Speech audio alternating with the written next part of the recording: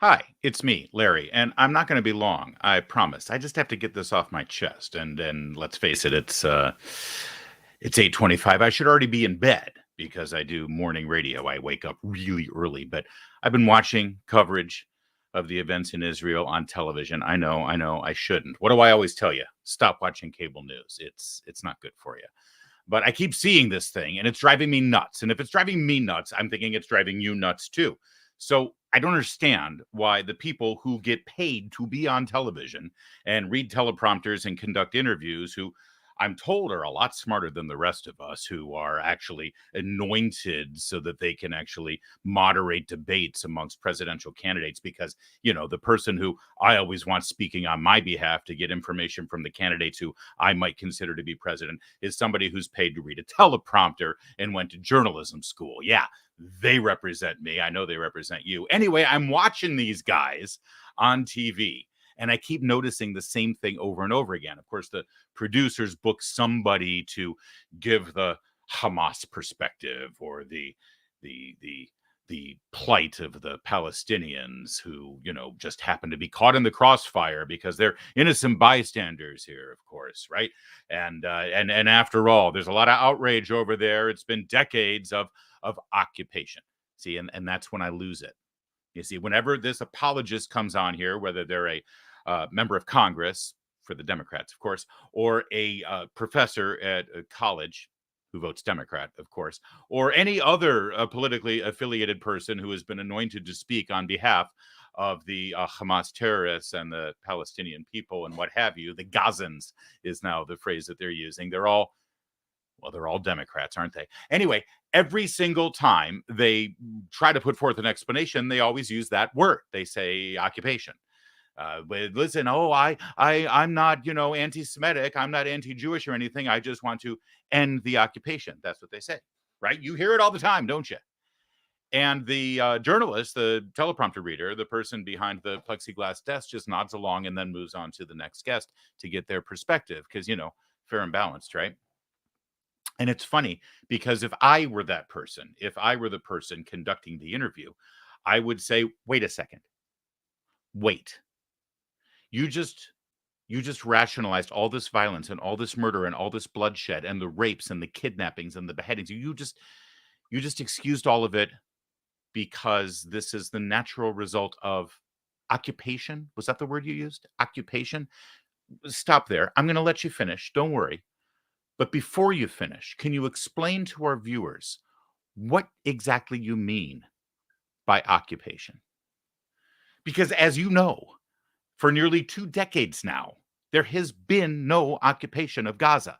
These attacks came from Hamas in Gaza, and there have been no Israeli forces, politicians, land managers, sheriffs, deputies, the water company personnel. There has been no one. They had everything they wanted. They wanted autonomy. They got autonomy. There was no occupation in Gaza. You know how I know for a fact there's no occupation in Gaza? First of all, because I remember history and I remember when this all transpired. And then the people of Gaza, finally, with their autonomy, decided to elect Hamas to lead them. But there's even more of an obvious reason because right now, world leaders who are wringing their hands and very concerned about Israel's disproportionate response to the attacks, they're all saying the same thing. Israel shouldn't go in and reoccupy Gaza, right? You hear it from them all the time. They shouldn't invade Gaza. They shouldn't react. If Gaza has been occupied, then why would Israel have to be warned not to reoccupy Gaza? I'm sure all of those brilliant teleprompter readers can get this. They understand it, don't they? Of course they do. All right, so this is how it plays out. The person, the Palestinian apologist, the Democrat, goes in and they say, well, this is a natural.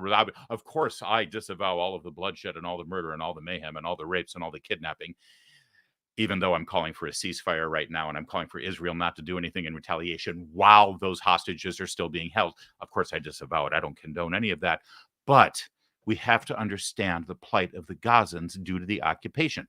This is when the plexiglass desk occupant, the teleprompter reader, should stop a minute, hold on. What do you mean by occupation?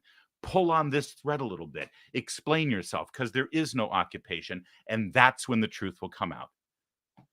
That's when all will be revealed. That's when we, the viewer, will actually get some facts and some truth. Because when they say occupation, do you know what they mean? They mean the nation of Israel. They mean the entire country, founded and recognized in 1948. And by the way, who was the first person to recognize them on the world stage? It was President Harry S. Truman on behalf of the United States, a Democrat.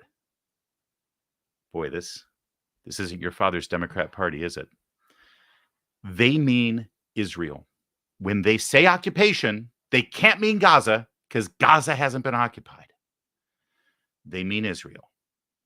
They don't acknowledge Israel's right to exist. Period. End of story. And if any of the journalists out there, and it's all of them, on every cable network, on every broadcast television network, they all have been faced with this. I've seen it. And they let them get away with this offhand remark, this justification for violence. Well, it's occupation. It's occupation. It's occupation. Stop them mid-sentence. I know you can do it. I've seen you do it many times. If a Republican dares to suggest that there may have been some extraordinary events on Election Day in 2020, you immediately stop them. Well, what do you mean? You don't think Joe Biden's a legitimate president? You don't, right? You know how to do this. So stop your guest mid-sentence. I'm begging. You know what? I got $20 for the first one I see do this. DM me. DM me. Jake, I know you DM all the time. Wolf. George Snuffleupagus. Any of you. Yes, you on Fox as well. DM me. I'll give you $20 if you just stop and say, can you please define what you mean by occupation? And if they're honest, which they probably won't be, but if you can follow up and really drill down on it, you'll immediately, finally, eventually get them to acknowledge that when they say occupation, when they justify and rationalize all of this violence and mayhem and rape and hostage taking and kidnapping, when they rationalize it and justify it all under the guise of, well, we're pushing back on occupation, what they mean by occupation is the very existence of the state of Israel. Lay your cards on the table. Tell us what you mean. We know. Stop using euphemisms. Stop lying. Stop pretending. And stop trying to fool people. When you say occupation, you mean Israel. You see, it's time for us to actually believe them when they say things like, from the river to the sea, Palestine will be free. Don't you know what they're saying? They mean from the Jordan River, the eastern border of Israel, to the sea, the Mediterranean Sea, the western border of Israel. From the river to the sea, Palestine will be free means Israel disappears. And boy, oh boy, if you teleprompter reading beautiful blow-dried looking news anchors would once in a while try to drill down on that fact and get the truth out there, you'll actually be doing a service to your viewers and to we, the American people, who are trying to watch and be informed and actually reach our conclusions based on the information that you're supposed to be delivering us. But you're not. I'm sorry. I just needed to get that off my chest. Because I, like you, am pretty tired of what I'm seeing right now. All right. We're good? I think we're good. I'll see you tomorrow on the radio, 5 a.m., WMAO in Washington, D.C. And if you don't live in Washington, find the app, for God's sake. It's the best morning show you'll ever have. I don't know what your morning show is in whatever city you're living in, but we're better. And then we'll see you later in the day at Town Hall Video. Take care.